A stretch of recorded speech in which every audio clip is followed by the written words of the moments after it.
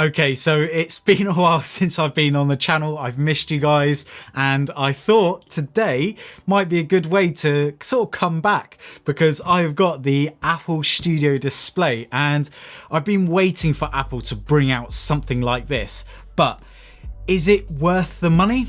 Well, let's unbox it and find out. All right, so let's pop this thing down because this thing is huge. But yeah, as you can see, it's got, you know, all the images of the studio display. So let's open this up.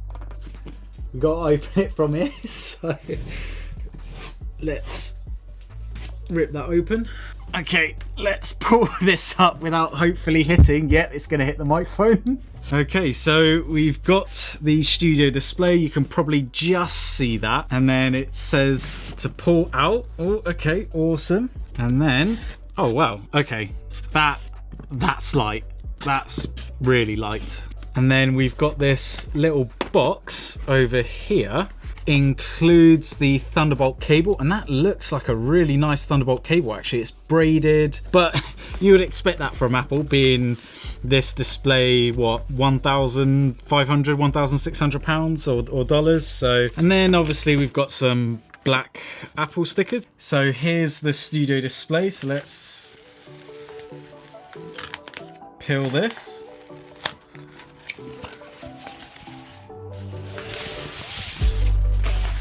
And we've got this little pack at the back. So not quite, I'm just gonna rip that open. There you go.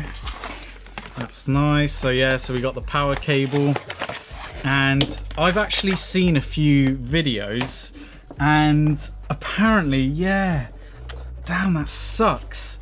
So the power cable is actually part of the studio display, which I really don't like, because I like to replace these cables if I need a longer one, or, you know, I've got a cat and sometimes, you know, he chews the wires of stuff, and yeah, if that ends up getting damaged, that is going to be an absolute pain to replace.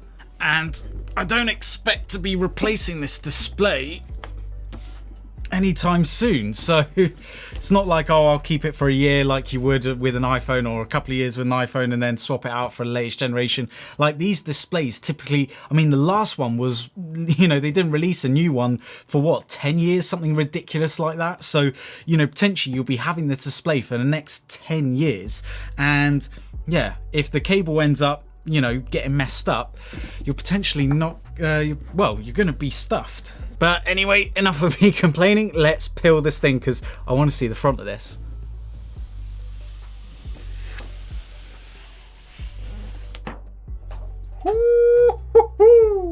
Okay, yeah. It doesn't look too bad. I've got to say, that's a nice looking display.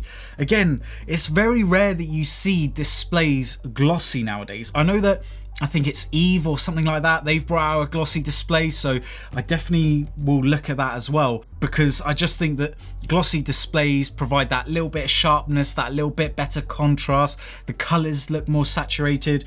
So yeah, I like the glossy display. And we've also got the center stage camera, as well as apparently some really good speakers.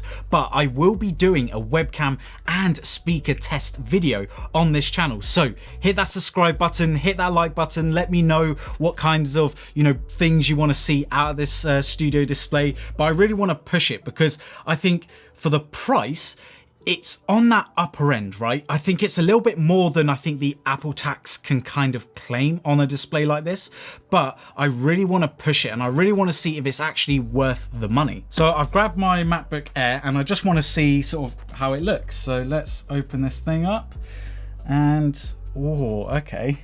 So as you can see, the display looks really nice. I mean, it's got 600 nits of brightness, no sort of mini LED technology like the XDR Pro display, but it's, you know, 5K. It's got all the sort of specifications on a display that you would probably be familiar with from any other Apple device, like wide P3 color.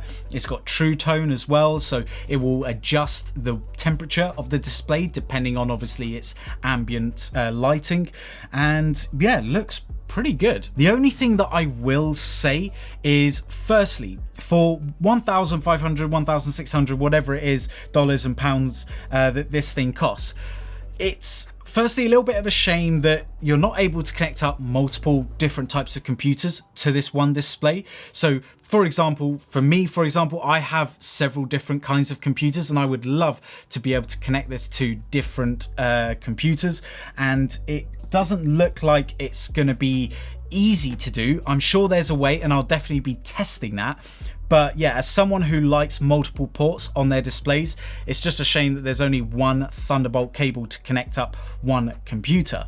Also, one thing that I want to mention as well is that there's no controls for this display. So essentially, you would have to control everything through the OS. Now, I haven't tested it through a Windows or Linux or anything like that yet, and I will be doing that. But yeah, it looks like, obviously it being Apple, it's going to work perfectly with an Apple device. Now I'm going to be doing a lot more tests. I want to be using this as a normal monitor. I don't want to sort of have any bias just because this is an Apple product and it looks nice and stuff like that. Obviously the specs are fantastic. Like, I was doing a little bit of research on trying to find a more affordable version of this or just something similar to this, and I'll be honest, it was a little bit difficult to find. However, there are also some features on this that the other monitors have that this does not. And don't get me wrong, there are some fantastic 4K displays. Eve, I think, do a fantastic display. Haven't got it in, but from what I've seen, it's a pretty nice display. And it's got higher refresh rate, like this one here is only 60 Hertz, 4K or 5K. And the Eve one, for example, I think goes up to 120 or 144 Hertz, which is just insane for a 4K panel. But yeah, this one doesn't have any promotion or anything like that, which again, in the world of like designer sort of pro display type monitors, they typically won't have higher refresh rates, but they will more focus on the screen quality, the color accuracy, the delta values, you know, the color calibration values.